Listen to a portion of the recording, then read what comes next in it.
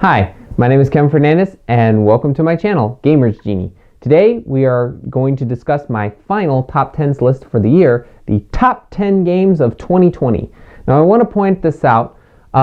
Some of the games on this list I have played. Some of these games I have not. I thought to be fair, because I was putting up a poll. If you guys remember correctly, I was putting up a poll and having you, my viewers, vote on which games you like, in which order this list should take place. So, the order of this list that I'm about to read has been done by you guys. And I picked games that not only have I played, but most likely you at home have played. Just to make sure that it's not just, oh, he's only picking games that he likes. I have to vote on stuff he likes? That's just dumb. So, without further ado, let's dive into this list.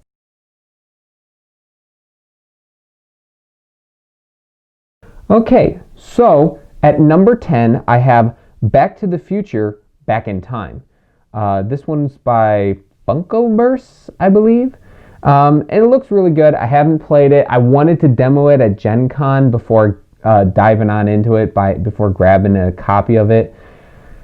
Unfortunately, COVID had other ideas. So I wasn't able to demo it. I thought about buying it, but then I was like a little worried that I wasn't going to like it. And I was going to have to sell it, so I didn't want to do that. But it looks really good. It looks like it stays very true to the movie and everything in the source material. It looks really fun. And Jordan and I are big Back to the Future fans. Unfortunately, it does not seem like unfortunately, the voters disagreed. So that is why it's at spot number 10.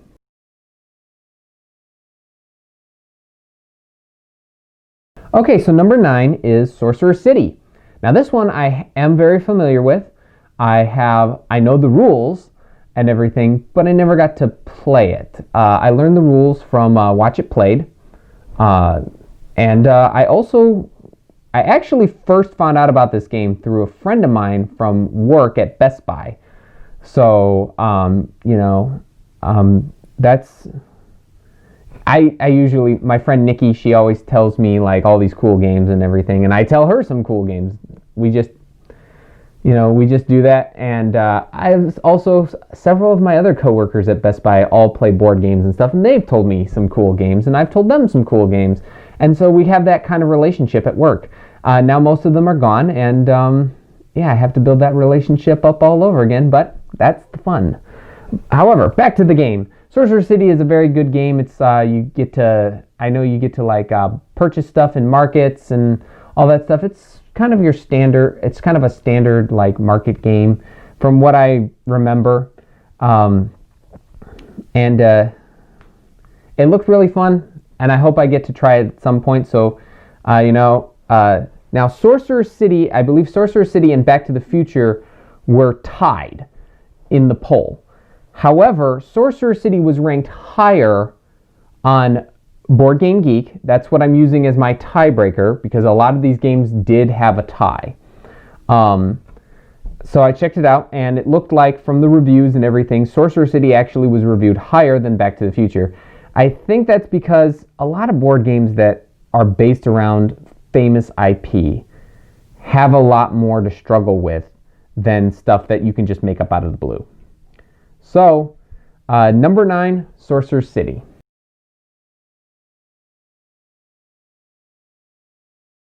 Okay, so number 8 is Dice Realms. Dice Realms looked very interesting to me. It looked like this game hasn't really been released to the public, so it's a good thing it's number 8. If you guys have played Dice Realms, please put it down in the comments below. Let us know how it was, because I have not seen that much, but from the reviews, it looks really good. I'm assuming from playtesting and everything that has been done. So I can't really tell you specifically what Dice Realms is about, because since I haven't seen a player count or a time thing, it's virtually blank on its Board Game Geek page. There's not that much data I can tell you about, other than most likely it's going to involve dice. So it's a good thing it's up here with the other ones. How it got to spot 8, I mean, that was all voting. So, but that's it. Number 8, Dice Realms.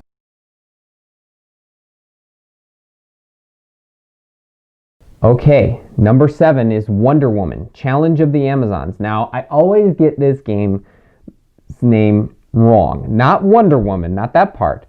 Challenge of the Amazons. I always think it's Call of the Amazons, which sounds like a weird, like, nature novel that'd be right up there with, like, Call of the Wild or something like that. Jordan is trying to hide her laughter so much. She's behind the camera right now, and she is, like, trying not to laugh. But Challenge of the Amazons, I do know about this. It's like, you know, you have threats coming in, and you have to work together to defend Themyscira. For a second there, the island escaped my mind. And it looks really fun, looks really great. The artwork looks amazing. I have not gotten to try this game myself. If you guys have any opinions on that game, again, put it down in the comments below. Let's have a discussion about this, because I'd love to hear from you guys. But I am a big comic book nerd, so of course I'm going to add that onto the poll. And, you know, I can't wait to try this game out for myself to determine if it should be higher up on the list in future lists. But with further ado, let's just move on to number 6.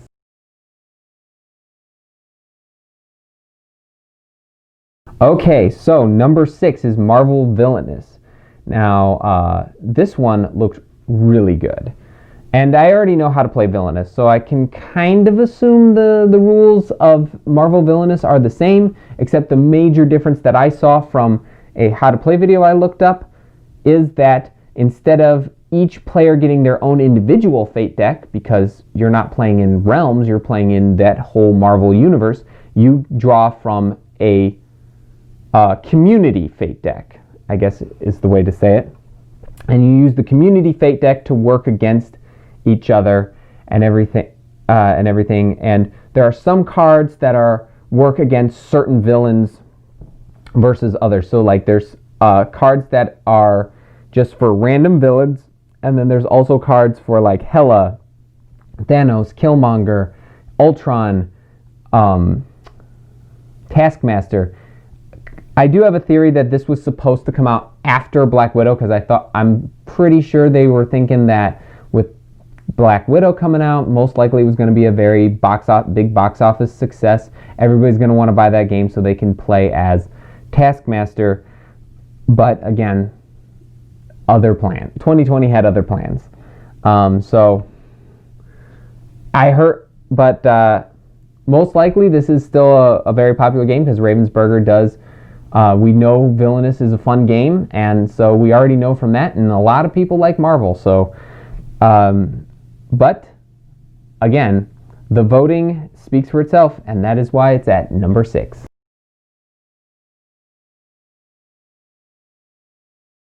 Okay, so my number 5 is Calico.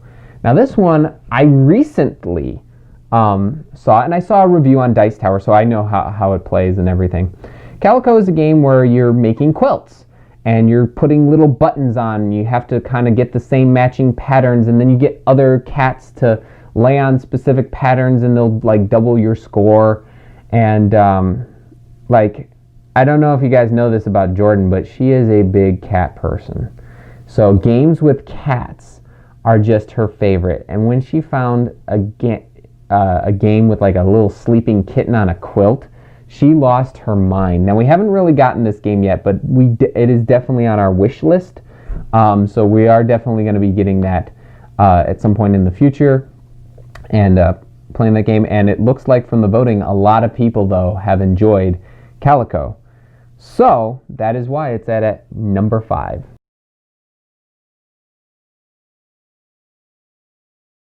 Okay, so number 4, Gloomhaven.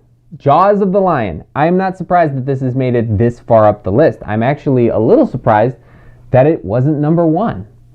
But Gloomhaven made it up to number 4. I knew it was going to be in like the top 5, though. I definitely knew it was going to be in the top 5 because I know that Gloomhaven has a massive, massive following. I know it's a role-playing game, but from what I've heard from a lot of people, it takes forever. It's a lot of gameplay, a lot of time, a lot of effort, just like any other role-playing game. And sometimes a lot of hours in a board game I know that can turn people off to certain board games. I really thought Gloomhaven Jaws of the Lion was like a more simplified version of Gloomhaven. Kind of like the Dungeons and Dragons board games where it's like a more simplified version. You can play it quicker. I saw the 5-part how to play video on Watch It Play, and I'm like, oh, so this clearly is not a more simplified version. I don't know, unless there's like a 20-part version on the original. But doesn't look like it. You know, a lot of people voted for this one. Like, that was probably the one that made it on the map, like, when I first started the poll. So that one made it on the map. It already had like 5 votes on it. But number 4, yeah, definitely Gloomhaven, Jaws of the Lion.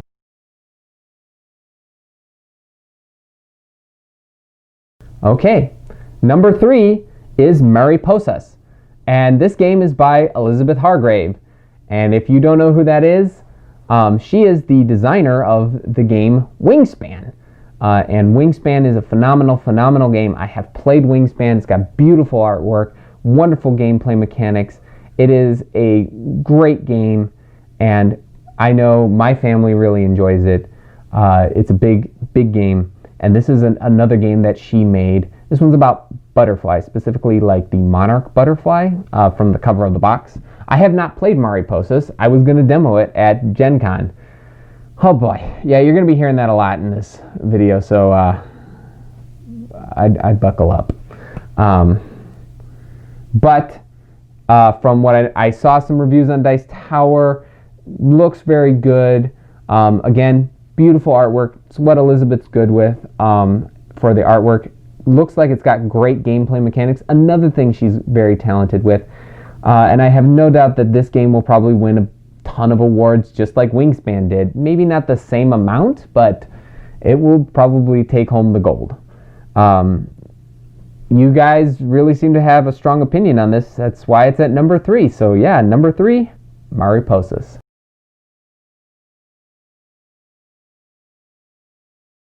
Okay, so my number 2 game is Sleeping Gods. Now this one I wanted to play. In fact, I actually thought about backing it on Kickstarter, but unfortunately I was too late. I was too late with that and I couldn't back it. So now I have to buy it. The market price is, but it looks worth it. It looks like it's worth the price of it. This game looks really cool. I know that it's like people from like the 1920s or something like that, and they get lost in like ancient Greece times, and there's all the monsters and stuff. It's like Iliad and the Odyssey meets Atlantis from what it looks like to me. Atlantis, the Lost Empire. Underrated Disney film, by the way. I just want to point that out. Sleeping Gods looks amazing. The artwork looks phenomenal. I know for a fact that the designer he designed the game and he did the artwork, so a good job, good sir, right there. And he also was inspired, he said that he was inspired by the artwork of the Hayao Miyazaki films. If you don't know what those are, that's the movies like Spirited Away, Howl's Moving Castle, Princess Mononoke. Those are really good films. Beautiful artwork on Sleeping Gods, and the gameplay looks phenomenal. Can't wait to try it out. And it looks like a lot of people have tried it out, and that is why it has made it to number 2.